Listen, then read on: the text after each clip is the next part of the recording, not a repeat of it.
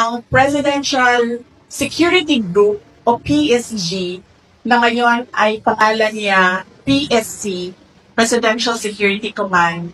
Ang batas na gumawa nun, may mandato siya. Ang mandate niya is the protection of the President and his family, protection of the Vice President and his family.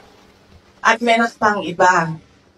So, ang PSC kasi is a command under the Armed Forces of the Philippines. Walang mga police doon. AFP at sila lahat.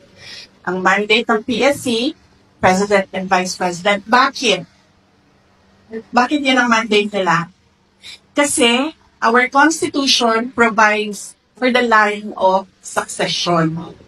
The Vice President is the first in line. So, ibig sabihin, the state is required, is mandated by the Constitution and by laws to protect the Vice President. Kasi pag nawala ang presidente, siya yung susunod. Kaya pinoprotektahan din siya. Kasi siya yung reserve. Kasi pag hindi mo pinoprotektahan ng reserve mo, wala ka ng reserve. Ang gagawin yan, pipili sila doon sa mga members ng Congress. O, babalik na naman tayo kay Martin doon.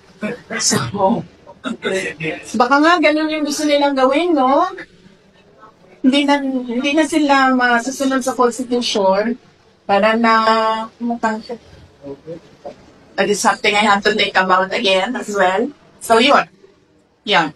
The PSG, now PSC, is a unit of the Armed Forces of the Philippines. It's mandate, President and family, Vice President and family. Why? Because there is a line of succession. You need to protect your reserve. Wala doon sa usapan ang Philippine National Police.